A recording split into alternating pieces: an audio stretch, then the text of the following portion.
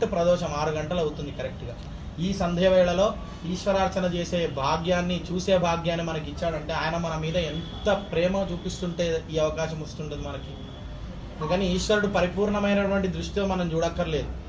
ఆయన వెళుతూ వెళుతూ క్రీగంట అంటే సైడ్ నుంచి మనల్ని చూస్తే చాలు మన జన్మలు ధన్యం అయిపోతాయి. అలా చూడబట్టే ఇవాళ మనం ఇక్కడ కూర్చున్నాం. అంటే ఈశ్వరుడికి ఏదో ఒక మూల మనం ఉన్నాం, ఆయన దృష్టిలో ఉండబట్టే ఈ ప్రాకారంలో, ఈ ప్రాంగణంలో మనందరం ఉన్నాం. ఎప్పుడో 4 గంటలకు రావాల్సిన వాడిని నేను ఏదో చిన్నపాటి సమస్య వచ్చి నేను రాలేకపోయా. మా స్నేహితుడు ఫోన్ చేసి నాకు ఇబ్బంది అయ్యేటట్టుంది నాన్న, నేను రాలేనంటే కూడా నువ్వు ఖచ్చితంగా రా, ఇబ్బంది అయినా పర్వాలేదు, ప్రేమ వాడికి నా మీద ఉండే వాత్సల్యమో ఏదో మొత్తానికి అలా నన్ను పిలిచాడు. నేను వాడిని నిజంగా నాకు కృతజ్ఞత, ఎందుకంటే నేను ఒకవేళ ఇక్కడ రాకపోయి ఉంటే ఈ అర్చన నేనుగా మిస్ అయిపోయేవాడిని. ఈశ్వరుడు నన్ను కూడా పిలిచినందుకు మీ అందరికి కూడా ధన్యవాదాలు చెప్పుకుంటున్నా మనస్ఫూర్తిగా. ఈశ్వరానుగ్రహం అందరం పొందడం కోసం ఈశ్వరుని పూజ చేసుకునే ప్రయత్నం చేద్దాం. బోళా శంకర భగవాన్.